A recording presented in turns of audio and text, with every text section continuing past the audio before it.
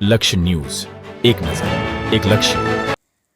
ડભોઈ નગરપાલિકાના સંભવિત મૂર્તિયાઓની મનની મનમાં રહી. બેઠક વ્યવસ્થા રદ કરતું ચૂંટણી આયોગ. ગત સપ્ટેમ્બર 2025ના રોજ ડભોઈ નગરપાલિકાની અનામત અને બિન અનામત બેઠક વ્યવસ્થા ગુજરાત ચૂંટણી આયોગે જાહેર કરી હતી, પરંતુ ડભોઈ નગરપાલિકા દ્વારા 4 ગામોનો સમાવેશ કરતી દરખાસ્ત સરકારે ગ્રાહ્ય રાખતા સંભવત નવી વોર્ડ રચનાને અસર કરે એ માટે ગુજરાત ચૂંટણી આયોગે ડભોઈ નગરપાલિકાની તમામ વોર્ડ દીઠ બેઠક વ્યવસ્થા રદ કરવામાં આવી છે, જેને લઈને નગરપાલિકાના સંભવિત મૂર્તિયાઓની મનની મનમાં રહી છે. અત્રે ઉલ્લેખનીય છે કે નવા 4 ગામો જેમાં વેગા, તરસાણા, કજાપુરા અને ટીંબીની નગરપાલિકાની દરખાસ્તને ગુજરાત નામદાર હાઈકોર્ટમાં પડકારવામાં આવી છે.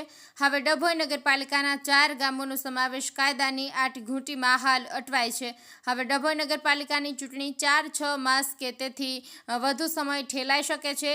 એટલે જ તો નગરપાલિકાના સંભવિત મૂર્તિયાઓની મનની મનમાં રહ્યાની ચર્ચા નગરમાં ચકચાર જગાવી છે. હવે જોવું એ રહ્યું કે આગામી સમયે નગરપાલિકામાં સત્તાનું સિંહાસન કોનામાં તાબામાં રહેશે એ વાચકો સમજી શકે છે. મળતી માહિતી મુજબ ડભોઈના ધારાસભ્ય શૈલેષભાઈ મહેતા દ્વારા નવા ઉમેરવાના 4 ગામ માટે ₹5 કરોડ સ્પેશિયલ ગ્રાન્ટની માંગ કરતો પત્ર મુખ્યમંત્રી ભૂપેન્દ્રભાઈ પટેલને લખ્યો છે.